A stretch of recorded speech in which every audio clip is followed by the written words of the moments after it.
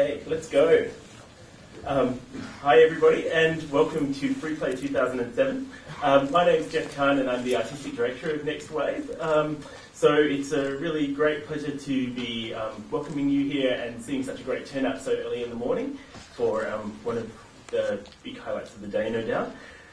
This is the third Free Play that Next Wave's organised. It was established in 2004 by Marcus Westbury, who was the Artistic Director of Next Wave at the time.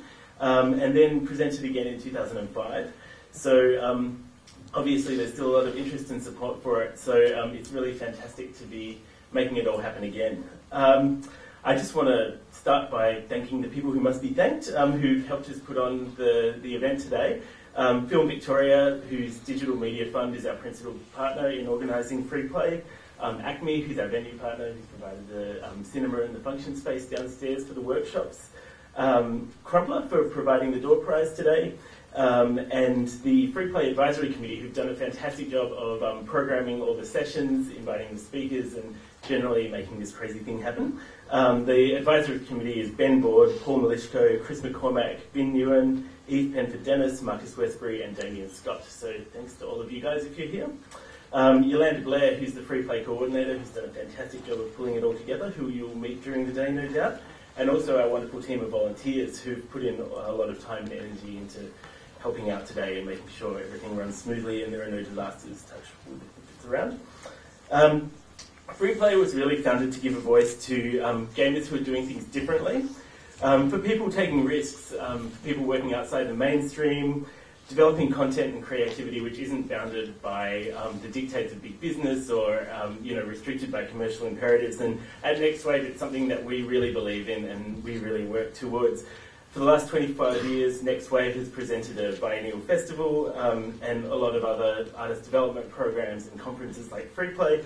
And what we really try and do is support young and emerging artists who are taking risks, pushing the boundaries of their medium, working hard to make things that are sort of not only innovative but are sort of meaningful and have a really solid connection to contemporary culture, even if it means taking the harder road to do it. And we believe that Free Play reflects all of those things, so we're really excited to be presenting it. Just a little bit of housekeeping about the format of the day. Basically, Free Play is taking place across two different venues at Acme. Here in the cinema, there's an all-day program of lectures and forums. And downstairs in the function space is, starting at 11 o'clock, there's a program of workshops which kind of happens throughout the day and is a little bit less formal.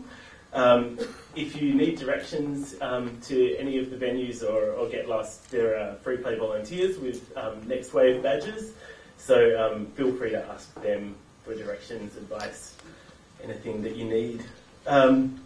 Also, feel free to move freely between the spaces throughout the day.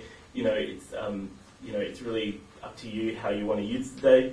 The workshop space has a lot of PowerPoints, so free to, if you've brought your own laptop or you've brought your own game, feel free to plug in and demonstrate between the sessions. Ask lots of questions, get involved, meet the speakers and meet each other. It's really for you guys this day, so use it to the max. The formal part of the day winds up at 7:30, and at 7:30 there's going to be some drinks downstairs in the function space, which is put on by the IDGA with the support of the AIE and IR Gurus. Basically, it's hosted by every acronym in Melbourne. So please join us for a drink at the end of the day to celebrate all the hard work that's gone into it and sort of meet your newfound friends and sort of touch base with your old ones. There's also a door prize for the day. There's an audience survey which is downstairs at the registration desk, and there'll be volunteers handing them out through the day. If you fill out the audience survey and return it to the registration desk by 4 o'clock, you'll be in the running to win the door prize, which is a fantastic laptop bag provided by Crumpler, which is worth around $200, so make sure you get your entry in for that. But let's get into it. It's my really great pleasure to introduce our first speaker for the day, who's our international keynote lecturer, Jonathon Blow. Jonathon's been an independent game developer since 1996. He's been an industry consultant, technical columnist for Game Developer magazine, co-organiser of the Game Tech conference, and founder of the Experimental Gameplay Workshop. group that showcases the work of groundbreaking game designers. He focused on gameplay that's mind-expanding, and what I've really enjoyed reading his previous papers and content on his website is that his work as a game developer, a commentator, and his work on the philosophy of gaming really seeks to connect game culture with culture and contemporary life more broadly. And I think that's something that I found really inspiring in looking at his work, and something that means we're really lucky to have him as our keynote speaker today. So welcome, Jonathan.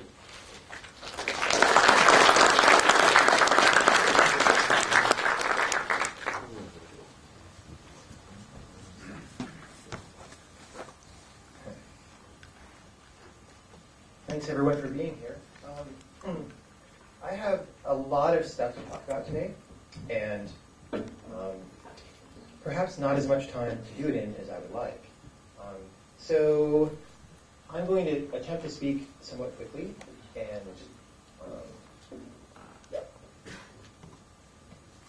depending on what this timer here tells me, I may decide in the middle to skip ahead over some things in order to make time for Q&A. And I just ask you to bear with me on that. And if I skip something that looked interesting to you, go ahead and ask a question about it later. So the name of this talk is How and Why. And what that means is I feel like when I come to a conference like this, whether it's an independent conference or a mainstream conference, what I see are a lot of discussion about how kinds of things, right? These blue questions down here are how questions. If there are sort of new people in the room, it's how do I get into the game industry? Or how do I get started as an indie instead of as a mainstream person? Or, hey, I'm an indie and I've kind of got this game, and how do I pitch it to publishers and get a publishing deal? And you see this basically at every conference all the time. My feeling is that this disregards the entire other half of the question, which we really want to be confronting here, this being an art-oriented conference, which is the why, right? What is my core motivation behind doing all of these things that I'm working so hard on with the how part? In order to look at this from a craft versus art perspective, if you really nail all those issues of game production and business and pitching, you get a strong how, and that makes you a really good craftsman or a craftswoman. But that doesn't make you an artist, right? The art comes from the motivation, from the strong why. And the thing about the game industry today is we have way more craftspeople than we have artists, and that's not necessarily a good thing for a medium that's trying to break into being taken seriously as art. So I would like to address that to the extent that I can. And what sort of the pitch I want to make here is that if you focus on the why instead of the how, a lot of the how is going to fall into line because your motivation is so strong. And I have what I think are some pretty compelling examples of that. Here's two games that I consider to have very strong whys. One of them, Everyday Shooter by Jonathon Blow, a single game developer in Canada. He did all the programming, art, and everything. This was just signed to the PlayStation Network, and it's going to be a PS3 downloadable game. And Flow, which came out earlier this year, again by a small team just out of college. This was both of these teams' first games. They got very good deals on a major console. Like, whoa, how did that happen, right? Most independent developers, they come along and it's like, oh, please, Sony, please even look at my game, right? Give me a lousy deal. I just want to publish it. And these guys got great deals. And I can't announce anything yet, but I'll say that not necessarily from the same people, but Braid got a very good deal as well. I wasn't ready to shop it around, and a publisher called me and said, hey, can we look at your game? And I gave it to them, and they're like, oh, we want to publish your game. Here, have this deal. And I looked at it, and it was the most amazing deal that I could think of. And it was crazy. How did this happen? And what happened was we're at a crucial juncture in the development of independent games where we're starting to see some things that are artistic or that give you a feeling when you play them that is substantially different from what you get from most games, right? So Everyday Shooter, which, by the way, is playable here at Acme.